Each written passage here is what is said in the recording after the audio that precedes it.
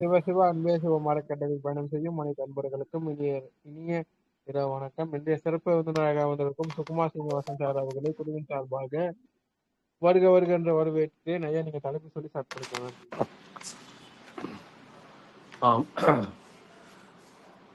மிக்க நன்றி பாலகிருஷ்ணன் ஐயா அவர்களுக்கு.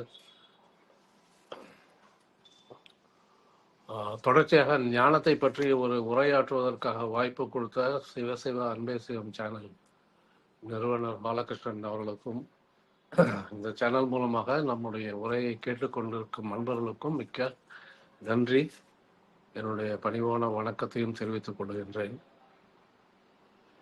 இந்த உரைகளின் மூலமாக பல்வேறு ஞானிகளுடைய போதனைகள் பற்றி நாம் சிறிது நமக்கு புரிந்த வரையில் கொடுத்திருக்கின்றோம். நாம் இங்கே சொல்லுகின்ற அத்தனை கருத்துக்களும் ஞானிகளுடைய போதனைகளிலிருந்து தான் எடுக்கப்பட்டது. அது வெவ்வேறு விதமாக இருக்கலாம், ஆனால் அனைத்துமே அந்த ஞானிகளுடைய கருத்துக்களிலிருந்து தான் எடுக்கப்பட்டது. அதனால் நமது சொந்த கருத்து என்பது இதில் எதுவுமே கிடையாது என்பதை தயவு செய்து ஞாபகம் வைத்துக் கொள்ளுங்கள். நமக்கு சொந்த கருத்து இருக்கக்கூடாது. ஏனென்றால் புத்தருடைய சீடர் ஆனந்தர் சொல்லுவார், அவரிடம் மற்ற சீடர்கள் கேட்கும்போது ஐயா புத்தரையா என்ன சொன்னார்கள் என்று கேட்பதற்கு அப்பொழுது ஆனந்தர் சொல்லுவாராம், எனக்கு புரிந்த வரையில் அவர் சொன்னது இதுதான் என்று. அதாவது ஒவ்வொரு இடையும் அவர் பதில் சொல்லுகின்ற பொழுது கூடவே அந்த வார்த்தையை சேர்த்துக் கொள்வார், எனக்கு புரிந்த வரையில். So he is making a difference. புத்தர் என்ன ஒரு ஆழ்ந்த கருத்தை சொன்னாரோ அந்த ஆழம் தனக்கு புரிந்திருக்கிறதா என்பது தெரியாது. ஆனால் எனக்கு புரிந்த வரையில் நான் இவ்வாறு சொல்லுகின்றேன் என்றுதான் சொல்வார். இதுதான் மிகவும் முக்கியமான விஷயம். நம் ஞானிகளுடைய கருத்துக்களை சொல்லும்போது நாம் எப்பொழுதுமே என்ன சொல்ல வேண்டும் என்றால், நான் புரிந்து கொண்ட வகையில் இவ்வாறு சொல்லப்பட்டிருக்கின்றது என்றுதான் சொல்ல வேண்டும். ஏனென்றால் அவர்கள் ஞானம் பெற்றவர்கள். அவர்கள் சொல்வது ஒரு ஆழத்தோடு இருக்கும். ஒரு உண்மை மிகவும் ஆழமானது. அந்த உண்மையை நாம் சொல்லுகின்ற பொழுது நமது மனது அதற்கு ஒரு விளக்கம் கொடுத்து அதை நாம் வெளிப்படுத்தினால் அதனுடைய அசலான ஒரு போதனை என்பது மாறிவிடும். அப்படித்தான் நடக்கின்றது நிறைய இடங்களிலே. நாம புரிந்து கொள்கின்றோம், நமது மனதனுடைய எல்லைக்கு உட்பட்டு நாம் அதை விளக்கிக் கொள்கின்றோம். பிறகு அதை நாம் மற்றவர்களுக்கு சொல்லுகின்ற பொழுது அது கருத்து, அதனுடைய உண்மைத்தன்மை எல்லாமே மாறிவிட்டு போய்விடுகின்றன. எனவேதான் மிகவும் ஜாக்கிரதையாக இருக்க வேண்டும். ஞானத்தில் இருக்கும் அன்பர்கள் ஞானிகளுடைய போதனைகளை அப்படியே தனக்கு புரிந்த வரையில் விளக்கம் கொடுக்காமல் அப்படியே சொல்லி அதை மற்றவர்களுக்கு விட்டுவிட வேண்டும். அவர்கள் எவ்வாறு புரிந்து கொள்கின்றார்களோ அதற்கேற்றாற்போல் விட்டுவிட வேண்டும். நாம் அதற்குண்டான விளக்கத்தை கொடுத்து அதை மற்றவர்கள் திணிப்பது என்பது மிகவும் தவறானது. அப்பொழுது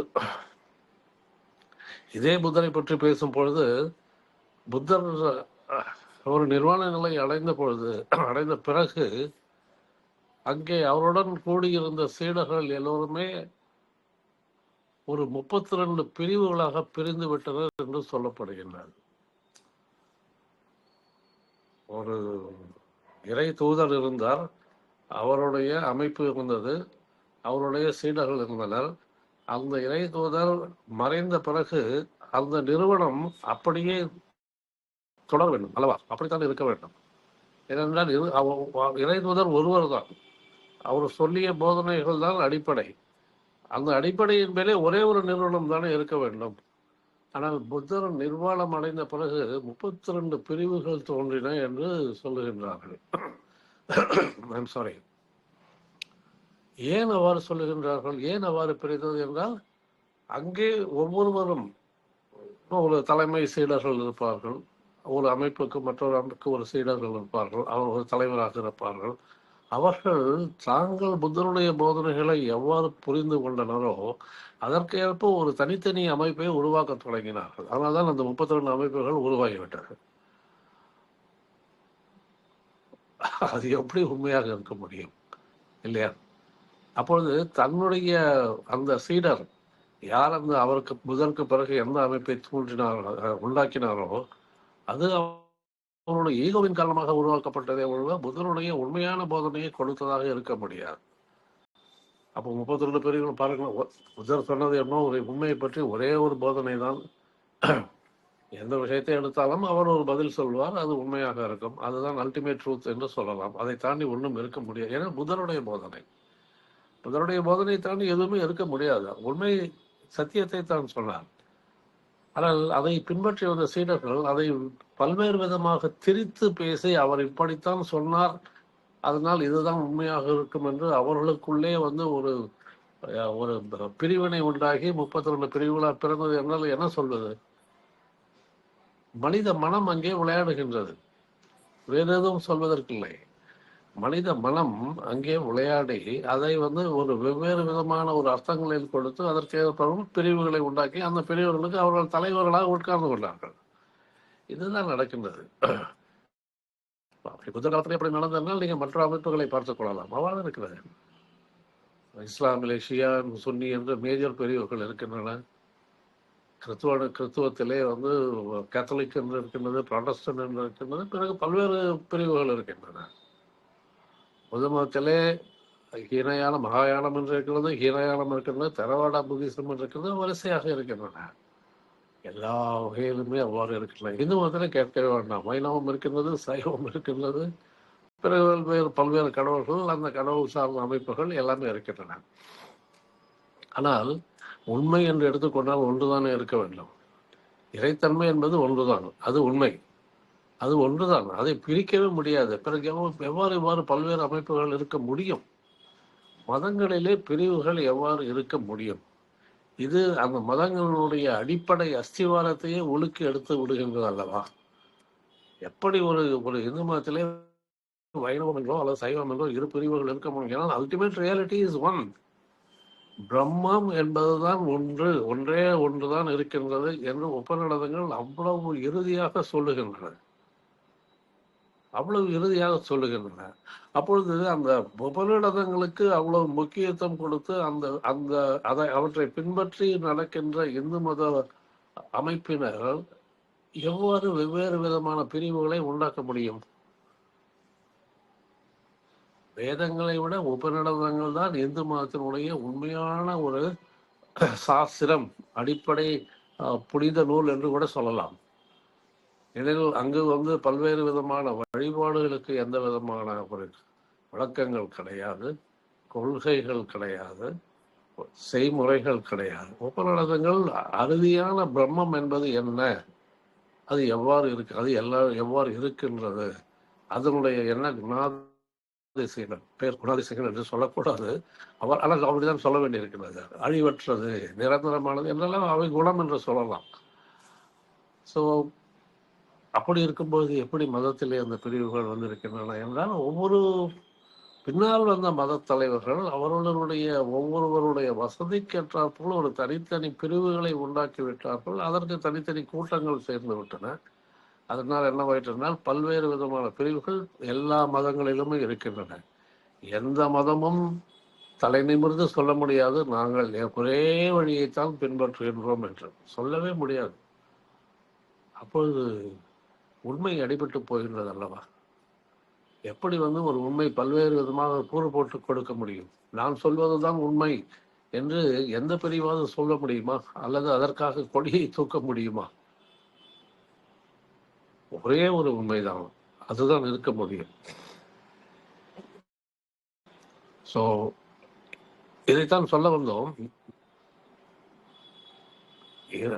இறை தூதர்களுடைய போதனைகள் அவைகளை முழுமையாக பின்பற்ற வேண்டுமே தவிர அதற்கு விளக்கங்கள் கொடுத்து கொண்டு அதை ஒரு என்ன சொல்வார்கள், கிரிட்டிசைஸ் பண்ணுவதோ அல்லது அதற்கு சப்போர்ட் பண்ணி அதற்காக பேசுவதோ இவை தேவையில்லை. அவை நமக்கு தேவையில்லை. அவை நம்முடைய கடமையே கிடையாது. நாம் செய்ய வேண்டியதெல்லாம் அவை எல்லாமே வந்து ஒரு வழிகாட்டி போல, அதாவது கோல் போஸ்ட் என்று சொல்வார்கள், மைல்கல் என்று சொல்லுவார்கள். இந்த ஊருக்கு செல்வதற்கு இந்த வழியாக செல்ல வேண்டும் என்று வழிகாட்டி இருக்கும் இல்லையா? வழிகாட்டி இருக்கும். இந்த ஊருக்கு இத்தனை மைல் என்று எழுதியிருக்கிறோம். அதே போலத்தான் இந்த போதனைகள், இத்தகைய சாஸ்திரங்கள் கூட, அது உபனிஷத்துகள் இருந்தாலும் அவை எல்லாமே வழிகாட்டிகள் தான். அவைகளை படிப்பதன் மூலம் நம்மளுடைய ஒரு அறிவு கிடைக்குமே ஒழிய, அறிவு சிறிது விசாலமாகுமே ஒழிய, நம்மால் அதை வைத்துக் கொண்டு இறுதியான உண்மையை அடைய முடியாது என்பதுதான் முக்கியம். அவை வழிகாட்டிகள்.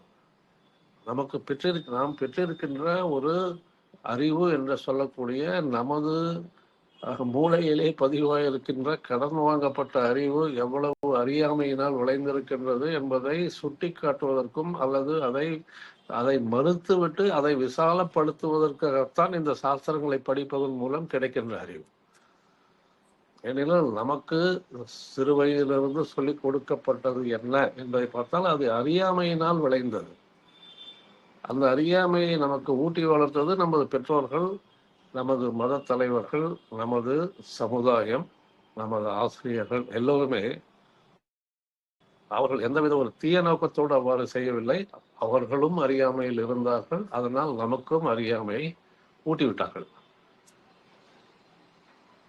அறியாமையை ஊட்டிவிட்டது அல்லாமல் இது உண்மையிலே இது அறியாமையின் மூலமாக உனக்கு விளைந்த நம்பிக்கை சார்ந்ததுதான் இந்த மதம். ஆனால் இதை விட்டு நீ வெளியிலே செல்ல வேண்டும். நீயாக உண்மையை கண்டுபிடிக்கும் வழியை நீயாக கண்டுபிடித்து கற்றுக்கொள்ள வேண்டும்.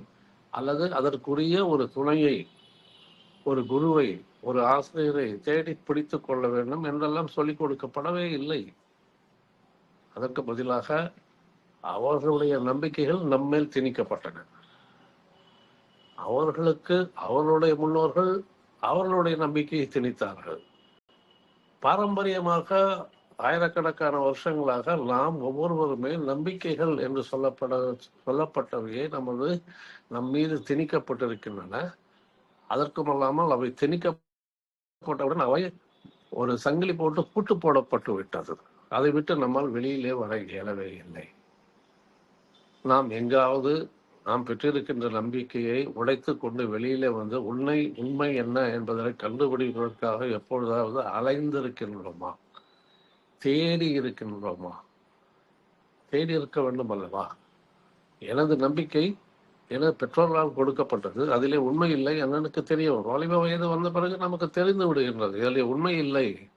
ஏனென்றால் ஒரு ஜெனரேஷன் ஆஃப்டர் ஜெனரேஷன் வருகின்ற இளைய தலைமுறையினர் அவர்கள் எல்லாமே ஒரு கொஸ்டனபிள் மைண்ட், கேள்வி கேட்கக்கூடிய மனதை வைத்துக் கொண்டுதான் அவர்கள் இருக்கின்றார்கள். அதனால் அவர்கள் கேட்கின்ற கேள்விகளுக்கு நம் பெரியவர்களால் பதில் சொல்ல முடியாமல் போவதனால் அவர்களுக்கு அந்த அமைப்பின் மேல் அந்த மத நம்பிக்கை என்பது இல்லாமல் போய்விடுகின்றது. அந்த நம்பிக்கை என்பது உடைந்து போய்விடுகின்றது. பிறகு அவர்கள் அதை விட்டு வெளியே சென்று விடுகின்றார்கள். அதுதானே உண்மை.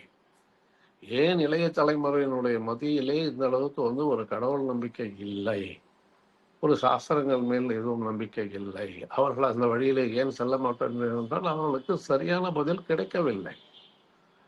இன்றும் நாம் என்ன செய்கின்றோம் என்றால் நமக்கு சொல்லிக் கொடுக்கப்பட்ட விஷயங்களை நாம் அவர்களுடைய தலையிலே திணிப்பதற்குத்தான் முயற்சி எடுத்துக் கொண்டிருக்கின்றோமே தவிர நாம் அவர்களை இது எனக்கு தெரியாது, எனக்கு என்னுடைய பெற்றோர்கள் சொல்லிக் கொடுத்தார்கள், என்னுடைய ஆசிரியர்கள் சொல்லிக் கொடுத்தார்கள், எனது மத தலைவர்கள் இதுதான். ஆனால் இதில் உண்மை இருக்கின்றதா என்ன என்று நான் முயற்சி செய்து கண்டுபிடிக்கவே இல்லை. நான் அதை மிகவும் ஒரு நம்பிக்கையோடு அதை வைத்துக் கொண்டிருந்தேன், அவ்வளவுதான். ஆனால் அதில் உண்மை இருக்கின்றதா இல்லையா என்பது எனக்கு தெரியாது. ஆனால் நீங்கள் இளைய தலைமுறையினர் உங்களுக்கு ஒரு சயின்டிபிக் டெம்பர் என்பது இருக்கின்றது, ஒரு கொஸ்டனிங் மைண்ட் என்பது இருக்கின்றது. எதையுமே கேள்வி கேட்டு அதற்கு சரியான பதில் கிடைக்க வேண்டும் என்கின்ற ஒரு ஆர்வம் இருக்கு, ஈகர்னஸ் இருக்கின்றது. ஆகவே நீங்களாக அதை தேடி கண்டுபிடியுங்கள் என்று நமக்கு சுதந்திரம் கூட கொடுப்பதில்லை. பிறகு நாம வெளியிலே ஒரு வயதை தாண்டி ஒரு திருமணம் நடந்து அதற்கு பிறகு வாழ்க்கை பிறகுதான் நமக்கு சில நேரங்களில் தோன்றுகின்றது, நாம் பெற்றவை எல்லாமே ஒரு பொய்யானவையாயிற்றை, இவற்றிலே எந்த விதமான ஒரு உண்மை இல்லையே, இந்த உண்மை இல்லாததை வைத்துக் கொண்டு இத்தனை வருடம் நாம் வாழ்ந்து கொண்டிருக்கின்றோமே, இந்த வாழ்க்கையினுடைய பலன் என்ன, வாழ்க்கையினுடைய நோக்கம் என்ன என்றெல்லாம் கேள்வி கேட்பார்கள். அது ஒரு மிடில் ஏஜ் என்று சொல்லப்படுகின்ற அந்த வாழ்க்கையினுடைய நடு நேரம், அந்த நேரத்திலே தான் வர ஆரம்பிக்கின்றது. எல்லோருக்கும் வருவதில்லை, பட் நிறைய பேருக்கு வருகின்றது. What is the purpose of life? What are we? Who am I? நான் யார்? எனக்கும் இறைவனுக்கும் என்ன தொடர்பு இருக்கின்றது? இறைவன் என்று ஒருவர் இருக்கின்றாரா?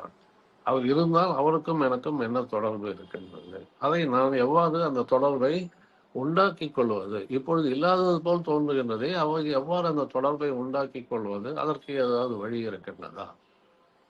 நாம் வாழ்கின்றமே, இந்த வாழ்க்கை ஏன் இவ்வாறு ஒரு அலங்கோலமாகவும் துன்பமயம் நிறைந்ததாகவும் இருக்கின்றது? மற்ற உலகங்களில், அதாவது விலங்குகளுடைய உலகமாகட்டும் அல்லது செடி கொடிகள் மர உலகங்கள் ஆகட்டும், அவற்றிலே எந்த விதமான பிரச்சனைகள் இல்லை. ஆனால் அவைகள் 5 அறிவோடு முடிந்து விடுகின்றன. நாம் 6வது அறிவு என்பதை பெற்றுக்கொண்ட பிறகு நாம் அவைகளுக்கு உதாரணமாக வாழ வேண்டுமே தவிர, அப்படி இல்லாமல் அவை நம்மை பார்த்து சிரிக்கின்ற அளவுக்கு நாம் வாழ்ந்து கொண்டிருக்கின்றோம்.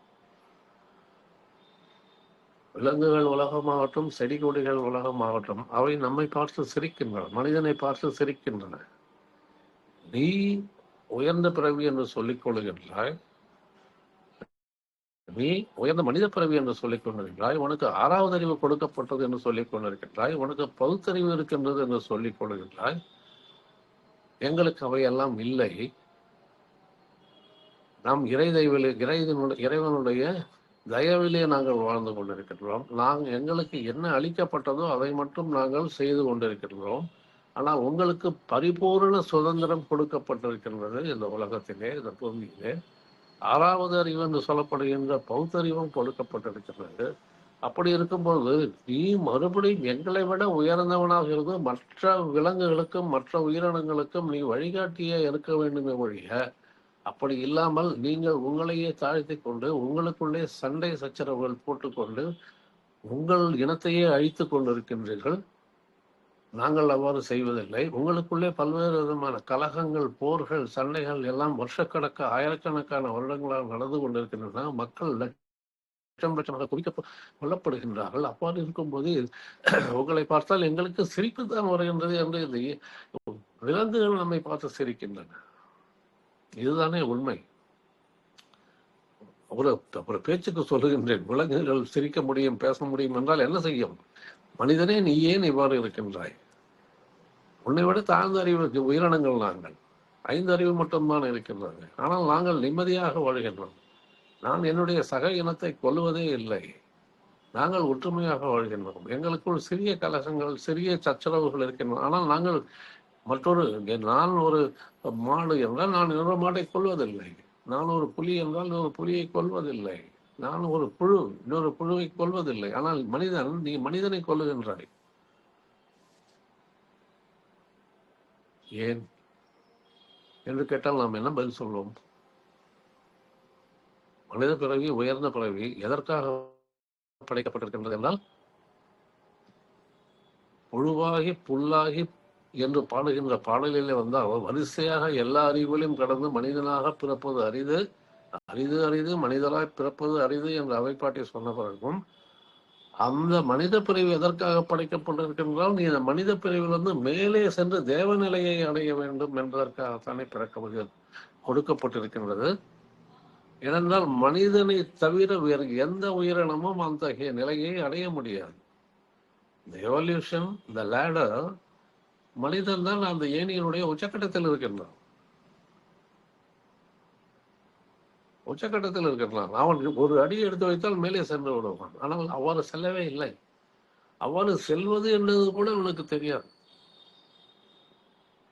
அவனுக்கு இந்த ஏணியினுடைய ஒரு உச்சக்கட்டத்தில் நாம் இருக்கின்றோம். ஒரே ஒரு அடி எடுத்து வைத்தால் நாம் தேவனாக மாறிவிடும். என்னது அந்த ஒரே ஒரு அடி? தன்னை அறிவது, நான் யார் என்று தெரிந்து கொள்வது, ஞானம் பெறுவது. இதுதானே இந்த ஒரே ஒரு அடிதான். இந்த ஒரு அடியை நாம் எடுத்து வைத்தால் நாமே இறைவனாக, இறைத்தன்மை பெற்றவராக, ஒரு ஞானியாக மாறலாம். நானே புத்தனாக மாறலாம். நானே கிறித்துவாக மாறலாம். நானே கிருஷ்ணராக மாறலாம். எனில் எல்லா மனிதர்களுக்கும் அத்தகைய இறைத்தன்மை உள்ளுக்குள்ளே பொதிந்து கிடக்கின்றது. The energy, the potential to become divine, a divine person, is inside every human being. Whether he is a rich person or a poor person, whether he is a literate person or an illiterate person, anyone, every human being, எல்லோருக்குமே அந்த இறைத்தன்மை உள்ளுக்குள்ளே பொதிந்து கிடக்கின்றது. அப்போ அது உண்மையிலே அந்த உயர்ந்த பிறவிதான். எனவே படைப்பில் creation has given us, the creation has bestowed upon us the energy to transcend that or to use that energy and transcend your mind. உங்கள் மனதை தாண்டி சென்று இறைத்தன்மையை அடைய முடியும். எத்தகைய ஒரு சக்தியை நமக்குள் பொதிந்து கிடக்கின்றது. ஆனால் அத்தகைய சக்தி நமக்குள் இருக்கின்றது என்பதை தெரியாமலேயே நாம் கோடிக்கணக்கான மக்கள் ஒரு சாதாரணமாக ஒரு மேலோட்டமான ஒரு பொருளியல் சார்ந்த ஒரு லௌகீக வாழ்க்கையை வாழ்ந்து கொண்டு இறந்து போகின்றார்கள், மறுபடியும் பிறக்கின்றார்கள், மறுபடியும் இறக்கின்றார்கள். இவ்வாறு பிறப்பு இறப்பு என்ற வாழ்க்கை அந்த சுழலிலே சிக்கிக்கொண்டு கரை அறியாமல் அலைகின்றாயே என்று பாடுகின்றார் ஒரு சித்தர். கரையே அறியவில்லையே, கரை இருக்கின்றது ஆனால் அதை அறியாமல் தொலைகின்றாயே என்று பாடுகின்றார். அவ்வாறுதான் வாழ்ந்து கொண்டிருக்கின்றோம். ஆனால் அதை விட்டு வெளியிலே வருவதற்கு ஒரு அவசியமாக ஒரு வழிகாட்டி என்று சொல்லக்கூடிய ஒரு குருவினுடைய துணை நமக்கு தேவை. அவர்தான் ஆரம்பத்திலேயே நம்மை கைப்பிடித்து அழைத்து செல்வார். அவர் உண்மையான குருவாக இருக்க வேண்டும், அதுவும் மிக முக்கியம். பைபிள் சொல்லுகின்றது, போலி மத குருமார்களை நம்பாதீர்கள், அவர்கள் உங்களை படுகொழியில் தள்ளிவிடுவார்கள் என்று.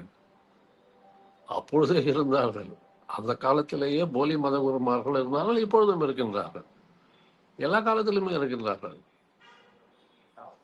ஏன்னா மனிதனுடைய ஒரு இன்னசென்ஸ், அதாவது அப்பாவித்தனத்தை அவர்கள் பயன்படுத்தி கொண்டு அவர்களை ஏமாற்றி தவறான வழியிலே அழைத்து செல்கின்றார்கள். அதன் மூலம் அவர்கள் வியாபார நோக்கத்தோடு பணம் சம்பாதிக்க நிறைய இருக்கின்றது. போலி குருமார்கள், ஒரே வார்த்தை போலி குருமார்கள். எந்த ஒரு ஞானி தான் கொடுக்கின்ற ஞானத்தை இலவசமாக கொடுக்கின்றாரோ அவர்தான் உண்மையான ஞானி. எந்த ஞானியினுடைய ஒரு வாழ்க்கை முறை ஒரு எளிமையானதாக இருக்கின்றதோ அவர்தான் உண்மையான ஞானி.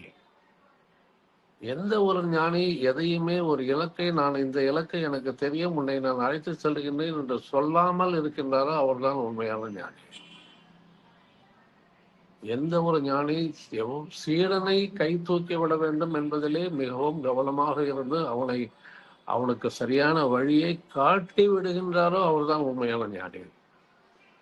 எந்த ஒரு ஞானி என்னை நீ பின்தொடர வேண்டிய அவசியம் இல்லை, நீ மட்டுமே தனியாக இந்த ஞான மார்க்கத்திலே பயணம் செய்து இலக்கை அடைய வேண்டும் என்று வெளிப்படையாக உங்களுக்கு சொல்லுகின்றாரோ அவர்தான் உண்மையான ஞானி.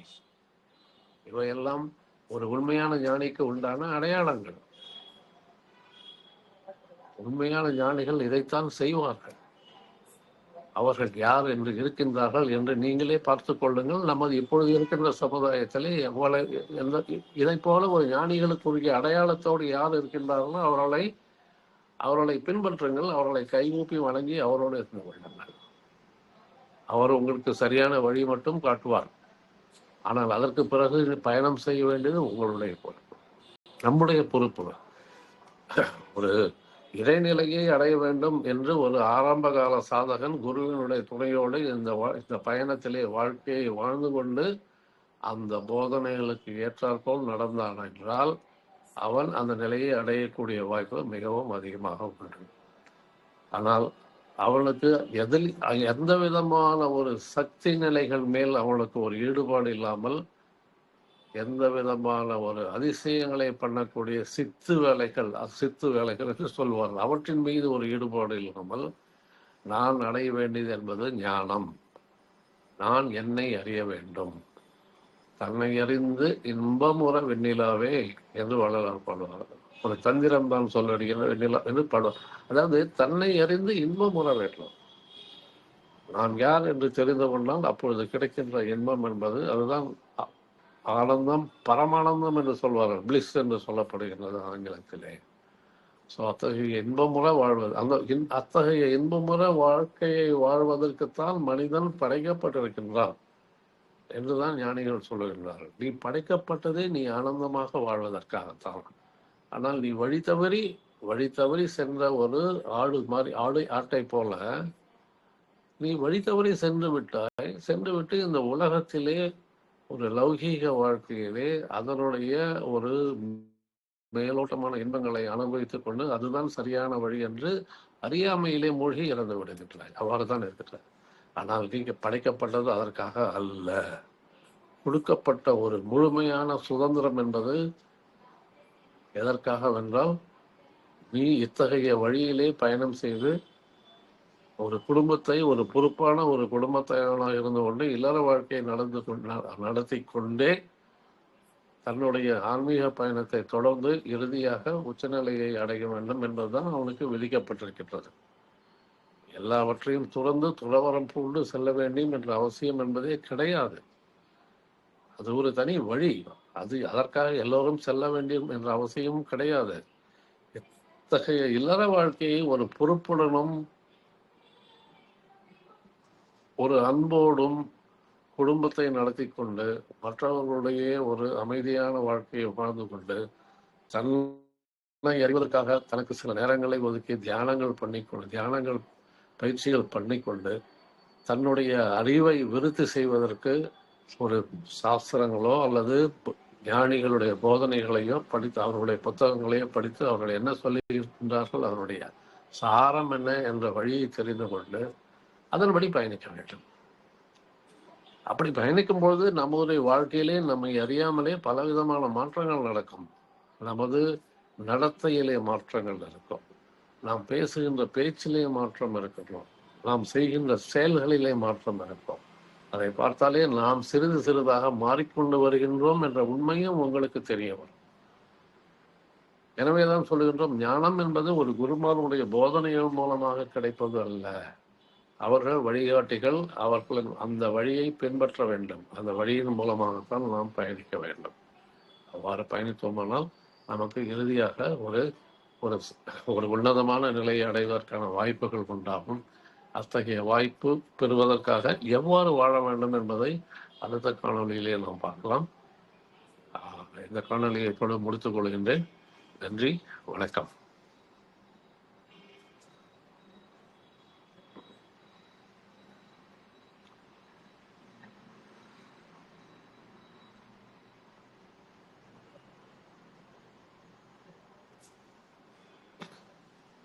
பாலகிருஷ்ணன்.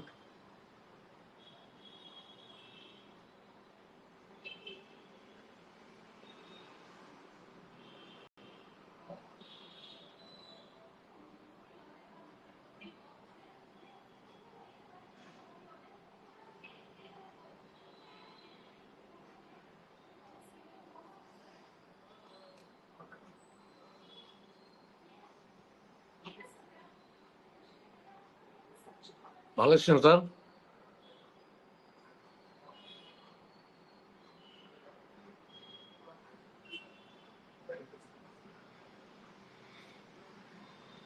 கேக்குதா?